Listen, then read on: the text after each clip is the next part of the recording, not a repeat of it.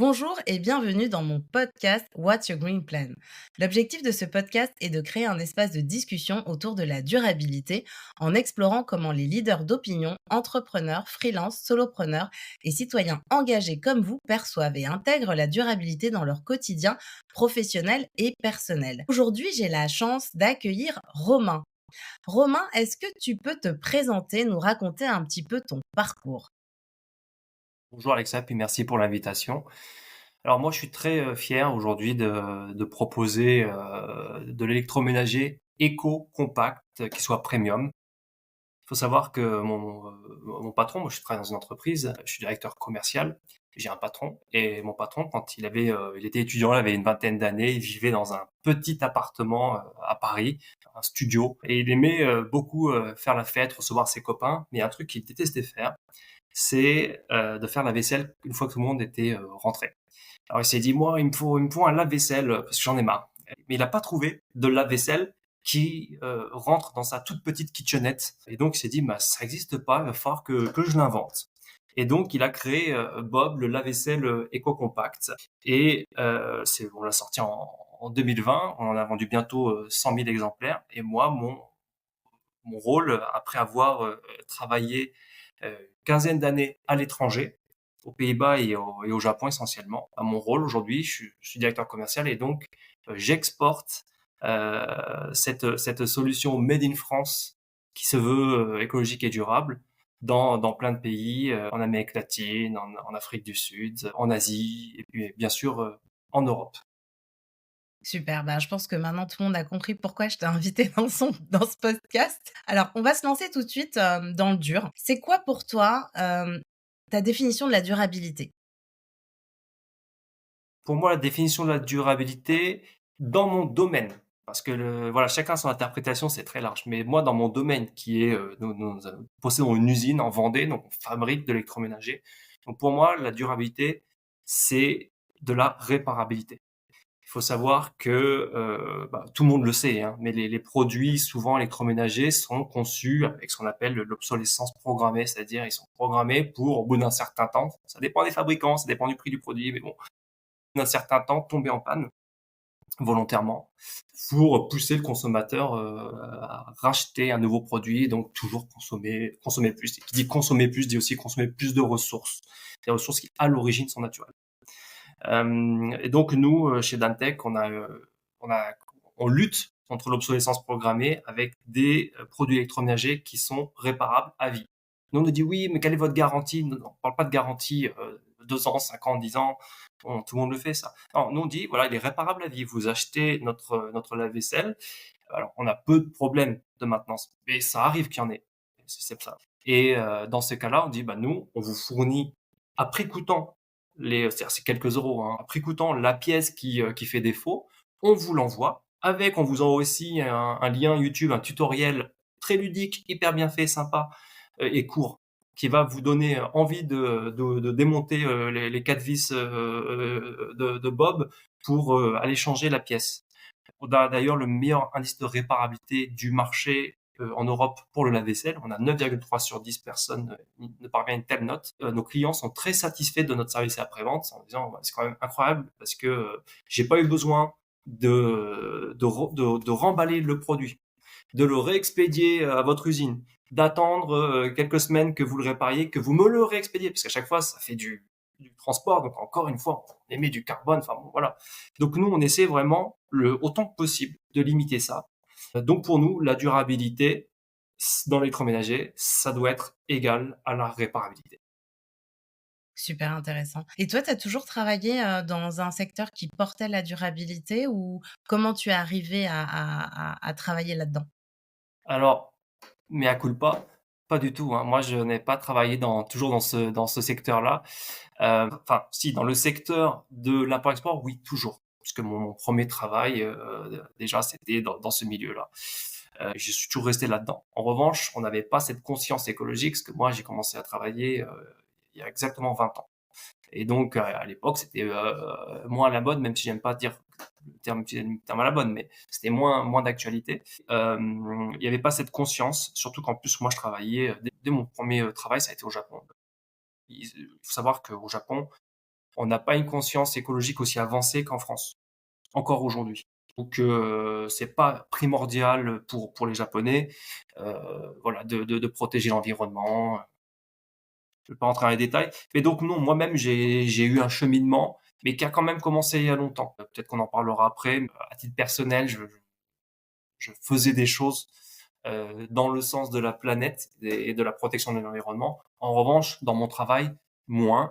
Et c'est ma découverte début 2021 de Dantec en regardant une émission à la télévision. Je fais, mais c'est génial, ils sont formidables, c'est du Made in France. Ils réindustrialisent, mais de façon vertueuse, en utilisant des matériaux recyclés, recyclables, la réparabilité, un appareil qui consomme très peu d'eau et très peu d'électricité par rapport aux autres. Enfin, je trouvais ça fantastique. Et depuis, je me lance corps et âme dans cette mission.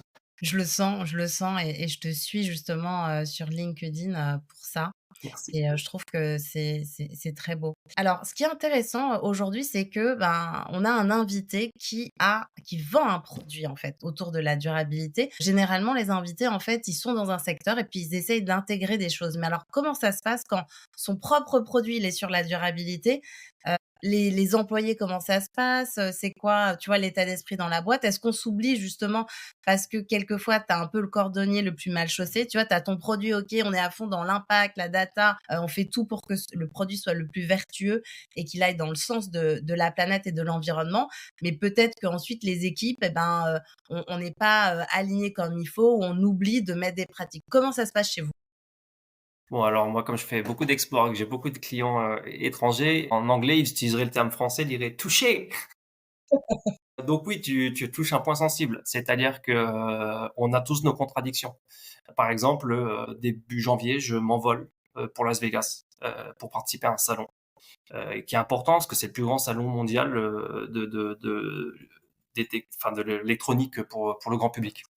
Ou alors oui, il y aura des gens qui vont dire: «Mais attendez, vous vantez de vendre un produit super écolo, mais vous prenez l'avion, est-ce que c'est pas hyper polluant?» et cetera, et cetera. Bah oui, si, c'est vrai, c'est vrai. Et donc, on a quelques contradictions comme ça. Maintenant, on peut pas se priver du plus grand salon mondial parce que de toute façon, les autres, ils seront. Et ils vont prendre notre place. Et eux, leur façon de fabriquer, leurs produits sont pas écolos. Donc, par moment, on est obligé de faire des petits compromis comme ça. Euh, et puis, j'espère que dans le futur, voilà, on sera suffisamment grand pour avoir des productions locales. C'est-à-dire que pour l'instant, bah, on fabrique que en France, mais si on arrive à ouvrir le marché américain, et j'aimerais bien qu'on puisse produire localement, c'est-à-dire pas faire du made in France, mais faire du made in Amérique.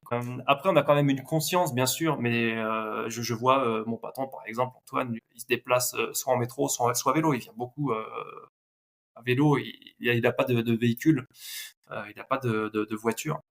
Et ils sont plusieurs comme ça dans la société. Alors moi aussi, je prends les transports en commun, hein. Voilà, j'habite trop loin pour prendre le vélo, mais j'habite trop loin du bureau. Et oui, il y a une conscience. Maintenant, on n'est pas parfait, et je pense qu'on pourrait toujours mieux faire. Et voilà, je pense que d'ailleurs que c'est un sujet sur lequel on va travailler pour nous en tant qu'employés, être en phase vraiment avec nos valeurs, enfin, être en phase avec notre produit. OK et aujourd'hui, alors justement, est-ce que tu aurais des exemples à nous donner sur, bah, des actions que vous pouvez faire pour intégrer de la durabilité, au sein de l'entreprise? En plus du produit ou ensuite j'aurais d'autres petites questions par rapport au produit spécifiquement. Alors des choses qu'on pourrait faire, voilà, je vais être honnête, hein, j'ai un peu du mal à répondre à cette question parce que, c'est vrai que nous, on est baignés dedans au quotidien à fabriquer un produit, qui en termes de durabilité et d'éco-responsabilité est assez hors norme. Donc on est un peu submergé par ça, et résultat, nous dans nos actions, au quotidien en tant qu'individu, est-ce qu'on est à la hauteur du produit? J'ai pas l'audace de prétendre que oui. Quelles sont les choses à faire? Euh, Par exemple, moi je trouve que moi le premier, le midi, on va s'acheter notre repas à la supérette du coin, et à chaque fois j'ai mal au cœur d'acheter du plastique en fait, hein. J'achète plein de plastique, et de devoir. Alors on le trie, on a nos bacs, etc. Mais ça me rend malade.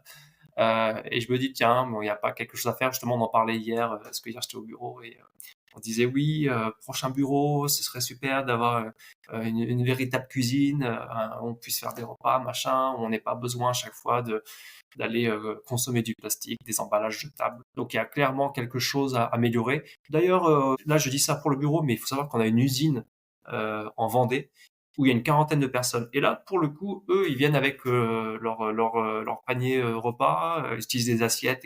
Eux, ils jettent beaucoup moins parce que déjà, comme ils sont à la campagne, euh, on va dire, c'est un peu plus simple pour eux de cuisiner, de préparer leur repas. Ils ont pas les transports en commun comme moi. Il faut 1 heure pour aller au bureau. Donc oui, il y a des choses à faire. Je sais qu'on a aussi été contacté par une société qui veut nous proposer de nous équiper avec une flotte de vélos.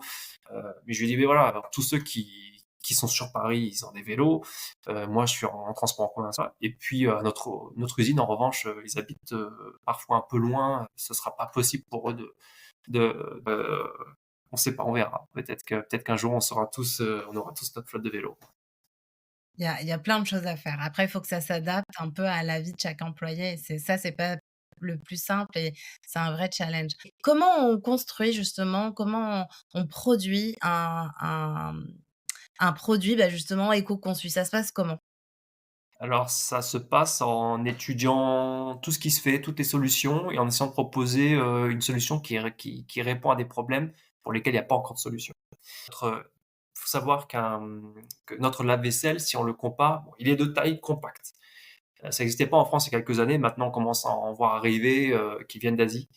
Et si on les compare, quelles sont les différences en termes de durabilité ou de performance environnementale?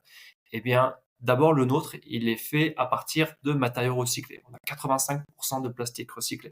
On ne va pas créer volontairement du nouveau plastique. Alors, on utilise des choses qui ont déjà servi, alors que les autres sont faits en tôle et ils sont faits en tôle peinte. Et il faut savoir aujourd'hui, si toi tu as un four, cuisinière ou un lave-linge, en général c'est en tôle peinte, hein, c'est du métal. Il faut savoir que le jour où tu le mets à la décharge, enfin tu penses le recycler, en fait la tôle ne sera pas recyclée parce que pour recycler la tôle, il faudrait la décaper. Et c'est un procédé qui est tellement coûteux qu'ils ne le font pas. Donc en fait, c'est aujourd'hui la tôle est enterrée. Vraiment zéro recyclage.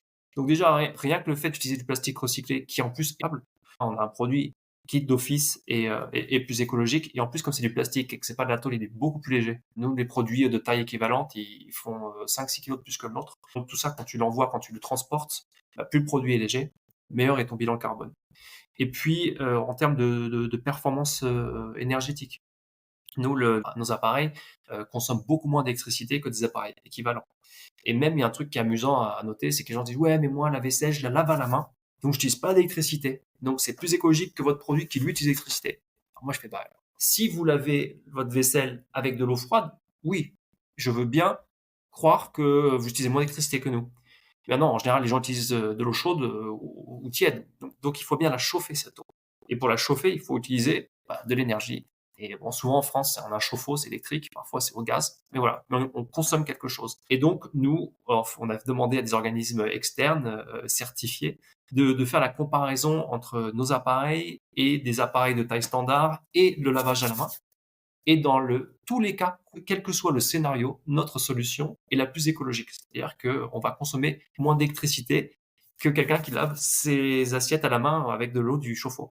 Et on va aussi économiser beaucoup d'eau. C'est-à-dire qu'on va être en moyenne entre 5 et 6 fois moins d'eau qu'un lavage à la main, par exemple. Donc si vous utilisez 15 litres d'eau à la main, vous allez en utiliser que 3 avec notre lave-vaisselle. Et puis en plus, voilà, j'ai parlé de l'aspect de la réparabilité, ce qui n'existe pas chez les autres. Donc quand votre produit tombe en panne, surtout si vous achetez des produits made in China, dont vous avez juste des revendeurs, mais pas de service après-vente en France. Donc une fois que votre appareil est en panne, ça va être très compliqué de le faire réparer. Dans la plupart des cas, ça va être tellement cher de le faire réparer que vous allez décider d'en acheter un neuf. Et donc, vous allez à nouveau envoyer de la tôle qui va être enterrée et racheter un produit pour lequel il aura fallu extraire du métal, etc., puiser dans nos ressources. Donc nous, notre produit étant réparable avec juste des petites pièces à changer, effectivement, dans la conception de notre électroménager, on a pensé vraiment à tous les aspects. Je pourrais en parler pendant des heures, donc je vais m'arrêter là. Attends, j'ai une autre question parce que donc moi, je suis spécialiste en grosse marketing durable et quand tu travailles dans l'impact, tu dois travailler avec la data et tu dois avoir des indicateurs de performance. Donc justement, moi, ma question, c'est comment vous mesurez votre impact? Enfin là, tu as donné plein d'exemples, de data, mais vous, c'est quoi vos indicateurs clés, les indicateurs d'impact qui, pour vous, tu vois, vous permettent de garder le cap? Alors, un exemple, notre lave-vaisselle Bob dans le menu, parce qu'il y a un petit écran couleur, c'est très joli, c'est très UX design, hein, c'est très simple à utiliser. Et il y a dans le menu, on va dans les paramètres et on peut voir la consommation d'eau réelle effectuée par le lave-vaisselle depuis qu'on l'a. Voilà, au fur et à mesure, il calcule et il calcule surtout le nombre de litres d'eau qui ont été sauvés par rapport à un lavage à la main. Tiens, voilà, pour la même quantité de vaisselle. On vous envoie là un KPI, un indicateur vraiment clé qui vous montre sur l'année, mais et même au-delà, vos économies d'eau. Voilà, ce que je peux dire sur ça. Après, ce sera beaucoup plus technique si je rentre dans les détails. Mais déjà, ça, c'est quelque chose de très simple et auquel tout le monde a accès. C'est énorme puisque en plus aujourd'hui, hein, l'eau, c'est vraiment, quelque chose de tellement précieux donc pouvoir avoir un impact dessus, c'est top. Quels sont, selon toi, un petit peu les freins ou les défis auxquels vous pouvez faire face avec, ben, votre super produit, qui pour moi vraiment, hein, est innovant et en phase avec, ben, les besoins urbains, quoi, tu vois? Alors, le défi, c'est le prix. Plutôt que le prix, j'aurais dû dire l'investissement. Voilà, pour être un peu politiquement correct. C'est-à-dire que aujourd'hui, le consommateur, entre un produit made in France écolo qui coûte 400 euros, c'est à peu près le prix de notre appareil, et un produit made in China pas écolo qui coûte 250 euros, il a vite fait son choix. C'est-à-dire, et je comprends, hein, je blâme pas. Pour nous, c'est difficile de rivaliser en termes de prix parce que effectivement, nous, il est fabriqué notre produit est fabriqué par des Français. En France, le salaire moyen, le salaire minimum, il est bien plus élevé qu'en Chine, par exemple. Et en plus, nous, on nous impose des normes et on s'impose à nous-mêmes des normes qui sont tellement exigeantes en termes de protection environnementale que cela nécessite aussi un investissement de notre part qui est conséquent. Alors que en Chine, ils en ont rien à faire. Voilà, s'il faut déverser des trucs dans une rivière, voilà, bon, je tire un peu, je grossis un peu le trait, mais voilà, on se comprend. Donc forcément, nous, notre investissement est plus important, ce qui explique au final qu'on ait un produit qui soit de meilleure qualité, ça c'est indéniable, et qui a aussi besoin de la part du client final d'un investissement supérieur.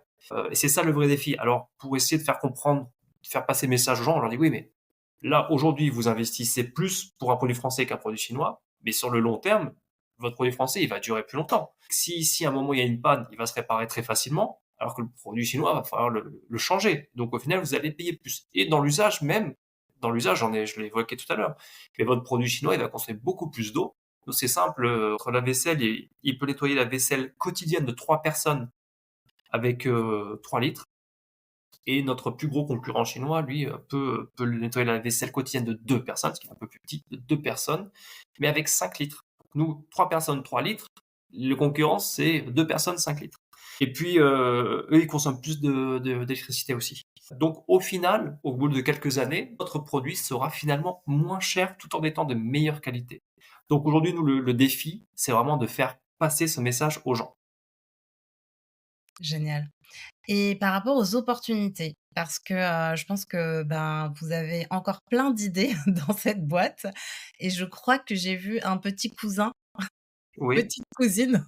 Tu peux nous en parler? Alors tu évoques le four, Joe le four, après Bob le lave-vaisselle, on a Joe, l'appareil de cuisson. Je vais pas faire mon pitch, marketing en parlant de toutes les fonctionnalités parce que, c'est pas le thème, de notre débat. Mais effectivement, les opportunités, qu'est-ce que c'est?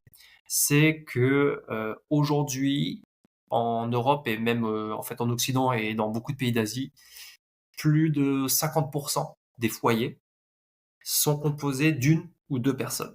Alors nous, on a tous, on a cette vision biaisée de, ok, le papa, la maman, les 2 enfants, etc. Mais ça, c'est même pas 50%, c'est même peut-être un quart seulement, puisque voilà, plus de 50%, une personne qui vit seule, ou un couple. Et après, il y a ceux qui ont éventuellement un enfant. Et 2 enfants, c'est vraiment de plus en plus rare. On vit aussi dans des endroits de plus en plus restreints. Si on a l'immobilier, le coût qui monte, dans des endroits de plus en plus petits. Et de toute manière, comme on vit dans des endroits de plus en plus petits et qu'on est de moins en moins nombreux par foyer, est-ce qu'on a toujours besoin d'un lave-vaisselle 16 couverts? Est-ce qu'on a besoin d'un four? Parce que comme tu parles du four, d'un four qui est moi chez moi, je l'ai pas acheté, mais je loue un appartement, une cuisine équipée et un four qui est énorme.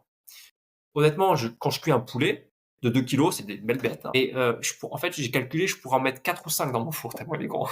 Pareil, quand je fais 2 pizzas, parce que je les fais en même temps, parce que je veux économiser de l'énergie, donc je me fais pas une par une, je mets 2 pizzas. Mais si j'avais, genre, parce que j'ai que 2 grilles, mais si j'avais 4 grilles, je pourrais mettre 4 pizzas. Et je me dis, mais à quoi ça sert d'avoir des fours aussi énormes? Parce que déjà, pour chauffer la cavité, ça prend tellement de temps, et donc ça consomme de l'électricité. Et donc voilà, on y arrive. Nous, on a créé Joe le four, dont la taille et la taille de la cavité est étudiée pour justement faire des gros poulets fermiers bien dodus, mais juste un, et ça va rentrer pile poil pour faire 2 pizzas, des grandes pizzas de 35 centimètres de diamètre, comme ça en même temps, parce que c'est de la chaleur tournante, donc ça va. Et tout ça sans avoir à chauffer 80% d'air, quoi. Parce que moi, le four que j'ai chez moi aujourd'hui, c'est 4, même plus, c'est plus de 80% de vide je cuis du vide. Et c'est donc là l'opportunité pour nous, c'est de proposer des produits qui seront plus pratiques déjà, ce sera plus rapide, ça prendra moins de place, et puis aussi qui vont économiser beaucoup de ressources et d'énergie. Super. Et comment vous avez eu l'idée de partir sur le four? Parce qu'on aurait pu, s'attaquer à un autre, produit d'électroménager, il y en a plein. Oui.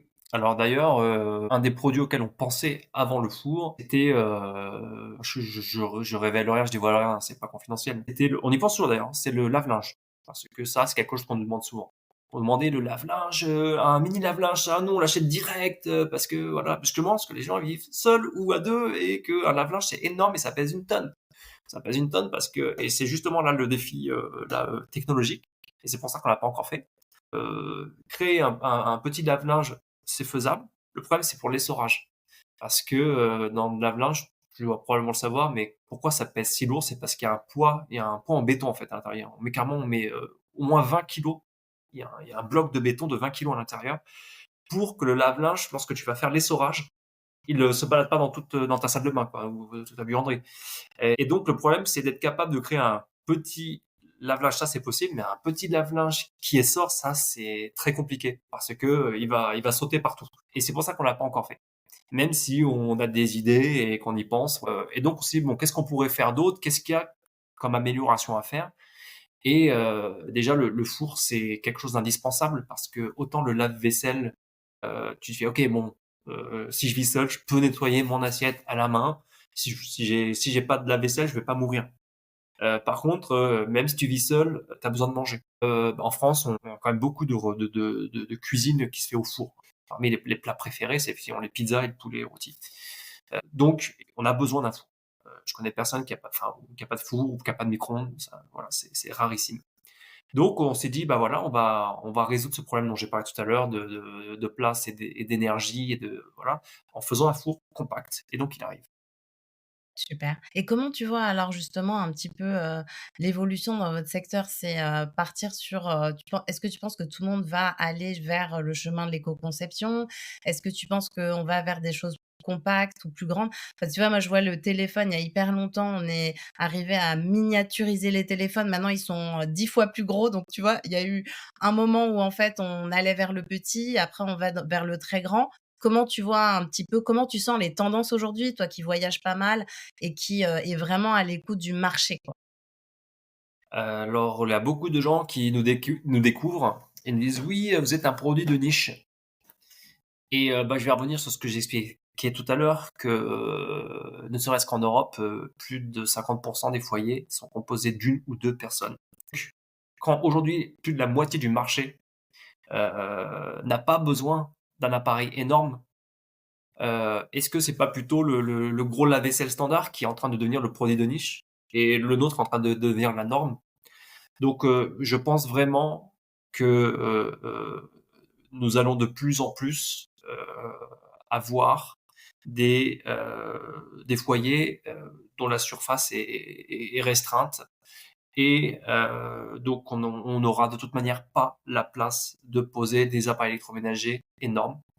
Et de toute manière aussi, je pense que les gens ont de plus en plus conscience de la consommation énergétique de leurs appareils, qui vont vouloir des appareils qui consomment peu, qui font moins de bruit, qui prennent moins de place, j'y reviens. Et donc l'évolution, je suis convaincu à titre personnel que le type de produit que nous fabriquons, que nous sommes parmi les seuls à faire aujourd'hui, ça va devenir la norme. C'est hyper intéressant ce que tu dis puisque, moi, je suis toujours en train de, heu, dire qu'on n'est pas censé être une différenciation, quand on travaille dans la durabilité ou dans l'impact, donc tu prêches une convaincue. On se fera Ensuite, j'avais, une question hyper importante pour moi, c'est comment tu t'assures que, ta vision de la durabilité, elle reste alignée avec les besoins aujourd'hui, de la société ou de la planète? Parce qu'on a vite fait de, tu vois, perdre, finalement, tu vois, ce fil rouge de durabilité. Comment tu fais toi? Comment vous faites? Oui, comment nous faisons, oui, parce que bon, on est une équipe. Alors j'ai un peu peur de rabâcher, de me répéter, mais c'est vrai que on est à l'étude du marché et on n'est pas à l'étude, à l'écoute. On est à l'écoute du marché. On écoute beaucoup ce que disent les autres et bien sûr que nous faisons des études de marché. Voilà. On s'assure, lorsqu'on pose des questions aux gens, on va beaucoup dans le sens de l'écologie. Ça repose sur la base de notre discours. Et par exemple, on vient là de lancer le mois dernier, quelques semaines à peine, une gamme de produits d'entretien pour la maison, des détergents, de la mousse pour la vaisselle, des bombes pour le sol, pour nettoyer voilà son plancher ou son carrelage, du multisurface, de l'anticalcaire, des choses comme ça. Et pour ça, on a mené sur une large échelle, hein, des milliers et des milliers de personnes. Alors une partie, ça se fait sur Internet, d'autres, ça se fait, on fait des focus group. Donc on rassemble des gens et on les interroge et on essaie voilà de voir si notre la façon dont nous percevons l'écologie, est-ce que c'est en phase avec le public et si on n'est pas à côté de la plaque. Et c'est comme ça que qu'on fonctionne pour tous nos produits. Finalement, c'est assez basique, mais d'être vraiment de demander l'avis des gens et leur proposer le produit qui correspond à leurs attentes. Donc c'est à la fois une démarche marketing, certes, mais c'est aussi vraiment une démarche écologique. Alors, est-ce que ce serait, le conseil que tu donnerais à quelqu'un, à une entreprise qui voudrait justement intégrer plus de durabilité dans son business? Le conseil que je pourrais donner à une entreprise pour intégrer plus de durabilité. Alors le conseil, c'est que effectivement, que un peu comme nous, finalement, c'est-à-dire que leur service ou leur produit soit le plus durable possible et aller dans ce sens. Parce qu'effectivement, si on dit: «OK, bon, on va adopter, un esprit de durabilité, on va baisser le chauffage d'1 degré, on va faire ci, on va faire ça», OK, c'est des mesurettes ça, mais je pense qu'il faut vraiment révolutionner, les choses, en tant qu'entreprise en proposant des services ou des produits qui, eux, soient durables. Et je pense que c'est plus important que voilà que de baisser la température du radiateur en hiver. Et est-ce que, tu crois à tout ce qui est label et certification? Est-ce que vous en avez? J'y crois et oui, nous en avons. Par exemple, je viens juste de mentionner notre gamme de détergents qui s'appelle Max d'ailleurs, hein. Nous avons Bob, Joe et Max et EcoCert. Donc et une certification écologique la plus stricte qui soit, la plus exigeante qui soit, en France, hein. Nous sommes EcoCert et pour nos produits électroménagers, nous sommes Origine France Garantie. Et alors là, c'est pas un label écologique, mais quand même, c'est écologique. Et pourquoi? Parce que pour obtenir le label Origine France Garantie, voilà, revenons un peu en arrière. Mais si je veux faire du Made in France, c'est très très simple. Je peux acheter des composants en Chine, et puis je vais acheter deux composants en Chine. Je vais mettre un bout de colle ou un bout de tournevis, et hop, et ça y est, et je le fais ça, je le fais en France, et ça y est, j'ai le droit d'être Made in France. Ça, c'est faut pas se leurrer. Voilà, ça c'est le Made in France. Enfin, c'est une partie du Made in France. Heureusement, c'est pas tout. Et c'est pour ça qu'il a été créé le label Origine France Garantie. Pour cela, bon, il y a une enquête qui est menée, il y a un audit. Ils viennent dans les usines, ils viennent voir, etc. Et il faut que plus de 50% des composants, du produit, de la valeur ajoutée, soit faites en France, soit viennent de France. Donc les deux morceaux, les deux composants chinois qui sont assemblés en France, ça peut pas être origine France garantie. Et donc nous, avec un produit qui a plus de 70% de composants français, parce que après il y a des limites. Hein. On aimerait être à 100%, mais c'est pas possible parce que il y a des choses qui juste n'existent pas, même en Europe, même en Turquie, ça n'existe pas. Il faut aller en Chine pour rechercher certains composants. Heureusement, ça représente nous moins de 30%. Mais c'est déjà un exploit d'être à plus de 70% de composants français dans l'électroménager en 2024, bientôt 2025. Et donc, ce label Origine France Garantie est aussi le garant que c'est fait localement. Et donc, qui dit local dit que c'est plus écologique, plus durable, plus responsable que si ça vient de l'autre bout du monde. Super. Et donc aujourd'hui, si on a envie, d'acheter, Joe, d'acheter Bob, d'acheter Max, c'est où? Comment ça se passe? Est-ce que, Ah bah sympa, tu me donnes mon petit quart d'heure de promotion là. On va mettre le sous-titre, quel est le lien? Alors bien sûr que nous, en tant que fabricant d'Antech, bah, on peut trouver ça sur notre site, donc c'est dan.tech. Et puis sinon, nous travaillons avec des partenaires comme Boulanger, par exemple. La plupart des boulangers de France, environ 200 portes, 200 boulangers en France, exposent en physique Bob le lave-vaisselle. Pas encore Joe, parce que Joe il est actuellement en pré-vente et qu'on est en pré-série. Il faudra patienter un petit peu plus. Et voilà. Et après, pour notre gamme de détergents Max, elle est actuellement, ce qu'on vient juste de la sortir, disponible seulement sur notre site, mais elle sera bientôt disponible aussi chez nos partenaires. alors maintenant on arrive, à un moment, que j'affectionne beaucoup dans ce podcast, c'est le moment où on parle d'écologie intérieure. L'écologie intérieure, c'est quoi? C'est un petit peu réussir chacun à sa manière avec sa propre recette de, maintenir un équilibre pro et perso puisque, je suis convaincue que tout ça, c'est un marathon. Il faut tenir parce que durabilité, souvent, hein, on pense à écologie, environnement, mais moi je pense aussi que la durabilité, c'est le temps long, c'est rester vivant, Oui, c'est, s'occuper de soi oui. et réussir, tu vois, à maintenir, cette énergie pour, tenir, le long terme. Alors toi, c'est quoi ta recette magique, dont on pourrait s'inspirer? D'accord. Alors oui, j'ai des recettes magiques. Maintenant, j'espère ne pas trop passer pour un donneur de leçons. Hein. Je me mets à la place des gens voilà, qui écoutent et disent, ah, lui, il est un peu... Bon. Je pense tout d'abord, je vais commencer par la conclusion, pour respecter la planète, il faut d'abord se respecter soi-même. Si n'est pas capable de se respecter soi-même, comment peut-on respecter la planète? Et comment moi je fais pour me respecter? Alors, c'est après je suis un peu particulier peut-être, mais déjà parce que j'étais, adolescent, alors j'ai eu ma crise d'adolescence à ma façon, c'est-à-dire j'ai pas eu de conflit avec mes parents, pas du tout. Mais en revanche, je suis devenu végétarien. Alors aujourd'hui je ne le suis plus, enfin je le suis moins, parce que je le suis toujours un peu mais mais moins et quand on l'est moins, donc on ne l'est plus. J'ai dû arrêter parce que finalement avec le style de vie que je menais, à faire aussi du sport, des choses comme ça, c'était pas compatible. Je manquais trop de protéines et au bout d'un moment, il a fallu voilà, que je m'alimente différemment. Mais aujourd'hui encore, je suis pas du tout un viandard. D'ailleurs, j'ai pas mangé de bœuf depuis l'âge de 15 ans. Mais effectivement, j'ai toujours une sensibilité comme ça en me disant faut préserver la nature, faut pas sacrifier les animaux. Donc j'avais décidé d'arrêter de manger de la viande et du poisson. Et aujourd'hui, alors qu'est-ce que je fais aujourd'hui? Pour me respecter moi-même, et j'ai plein de petits rituels, plein de petits tips, de petits trucs et astuces, parfois un peu surprenants. Moi, par exemple, j'habite en région parisienne et je prends les transports en commun quasiment tous les jours, mais je n'utilise jamais, ou quasiment jamais, sauf s'il y a que ça, mais je n'utilise jamais l'escalator. Même si c'est un très long escalier, j'utilise toujours l'escalier et je vais même au-delà de ça, c'est-à-dire que je le monte sur la pointe des pieds, ce qui me semblait très étrange, mais j'ai appris ça il y a une vingtaine d'années. Tout au quotidien, monter des escaliers sur la pointe des pieds, eh ben, ça permet de compenser les heures assises à son bureau. Ça permet de muscler les jambes qui représentent 70%, plus de 70% des muscles du corps. Donc c'est très important de ce petit geste-là qui me permet après de rester focalisé sur mon travail et pas forcément de devoir faire plein de séances en salle euh, le soir.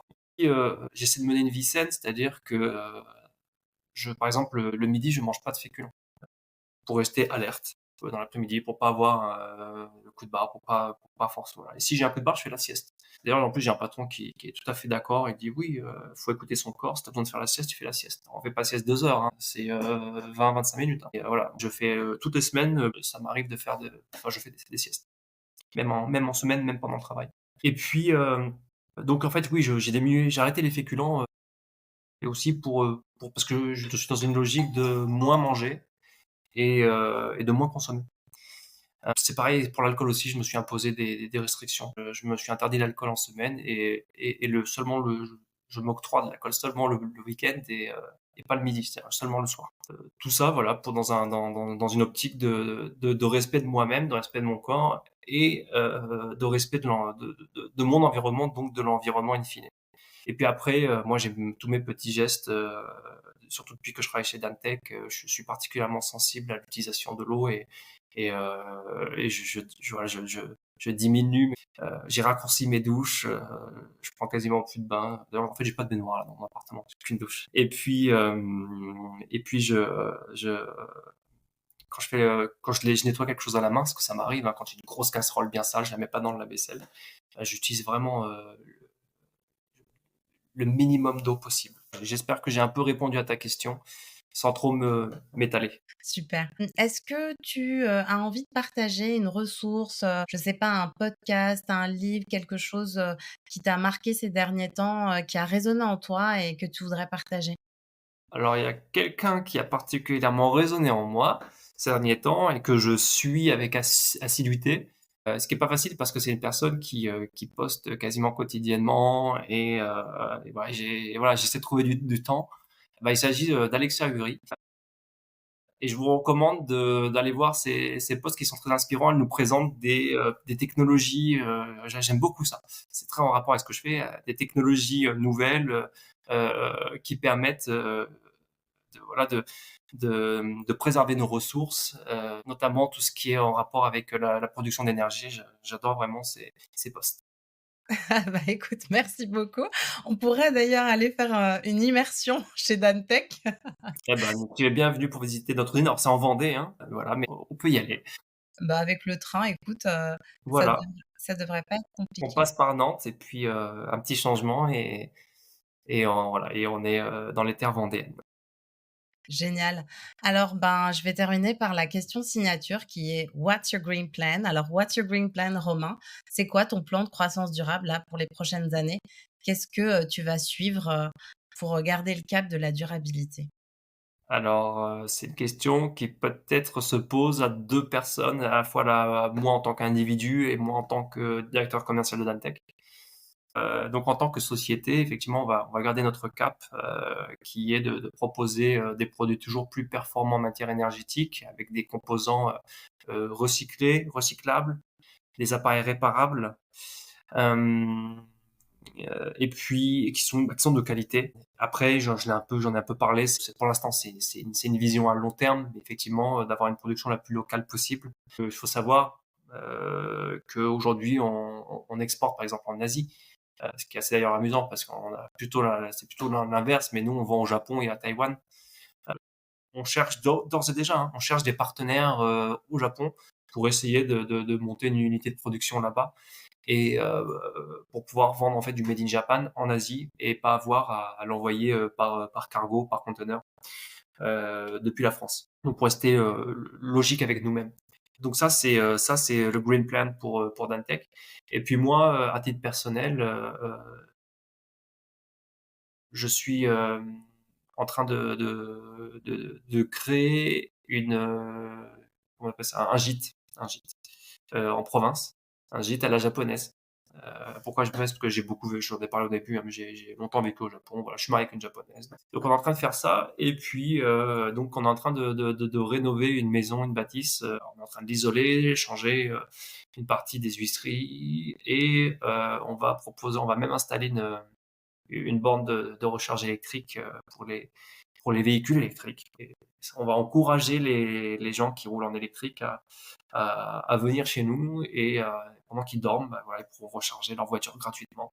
Donc ça, c'est mon green plan en mode side business, voilà, personnel. Eh bah, génial. Écoute, merci, tu as été un super invité, c'était génial, Vraiment, quoi, merci. de d'écouter cette aventure, d'Antech, d'avoir tous tes conseils, que ce soit sur le plan, pro ou sur le plan personnel. Je me suis pas trompée. Ouais, tu vas pas me censurer alors au montage? Pas du tout. Ah bah, non et puis je trouve il y a pas de montage à faire. Tu sais, nous, on essaye d'être dans l'authenticité, la Oui, transparence et si justement, je te remercie pour ça et d'ailleurs, c'est tous les invités dans ce podcast, c'est votre transparence et votre honnêteté. C'est là que tu vois que tu travailles vraiment dans la durabilité, l'impact. Tu sais qu'on n'est pas parfait et par contre, on suit tous cette même étoile de durabilité et c'est ça qui est le plus important et le plus beau. Donc merci pour ça. je m'y attelle. Voilà. Et donc comment on vous retrouve? C'est dan.tech? Est-ce que vous avez des réseaux? Comment? Si, mais alors le plus simple, parce que le Doudan, ça s'écrit D-A-A-N, donc voilà, les gens percutent pas forcément. Et c'est vrai que si on tape Bob le lave-vaisselle, Bob, voilà, B-O-B, il y a qu'un seul Bob le lave-vaisselle dans le monde entier. Où que l'on soit, on nous trouvera forcément en tapant sur Google Bob le lave-vaisselle. Ça marche. Écoute, merci encore d'être venu, d'avoir accepté mon invitation. Avec grand plaisir, merci à toi pour cette invitation. Je suis très honoré. Avec plaisir. À très vite. Et à très bientôt. Merci Alexia.